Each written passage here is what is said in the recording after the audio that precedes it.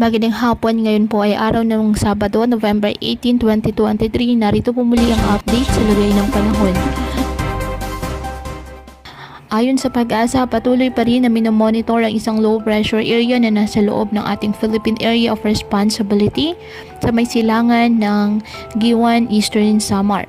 Ang nasabing LPA, mababa pa naman ang tsansa na maging bagyo sa loob po ng 24 oras, ngunit nagpapaulan na po ang traffic extension nito sa ilang bahagi ng ating bansa. Kasabay po yan ng shear line na kung saan ay nakakaapekto sa eastern section ng Visayas at northeast monsoon naman ang nakakaapekto sa Luzon.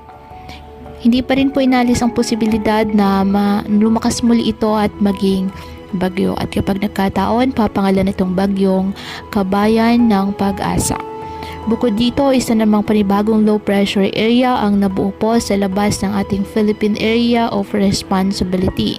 Huling namataan, 2,495 kilometers silangan ng Mindanao.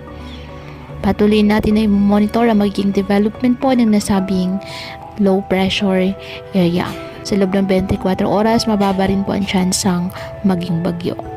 Samantala, may gale warning ngayon na nakataas sa Batanes, Ilocos Norte, Ilocos Sur, Cagayan kasama ng Babuyan Islands, Isabela, Aurora, the northern coast of Quezon kasama ng Polillo Islands, Camarines Norte, Albay, Kalayaan Islands, Sorsogon, the northern and eastern coast of Catanduanes, the northern and eastern coast of Northern Samar, the eastern coast of Eastern Samar, na kung saan delikado po ang pumalaot, lalo na ang ating mga kababayang mangingisda na may maliliit na sasakyang pandagat. Ngayong araw, ang Visayas, Northern Mindanao, Caraga at Davao Region nasahan ng maulap na kalangitan na may kalat-kalat na pag-ulan at thunderstorms dahil po yan sa shear line at trough ng low pressure area. Ang Cagayan Valley, Apayao at Bicol Region, apektado po ng northeast monsoon, kaya asahan din po ang maulap na halangitan na may mahihinang pag-ulan.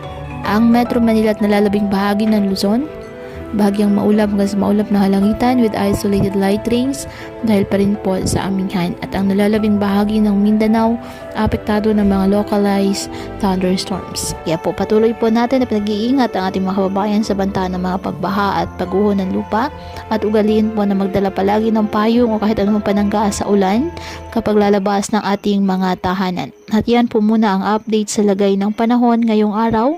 Muli patuloy po tayo na mag-ingat at palaging tandaan, God loves you. Stay safe and God bless.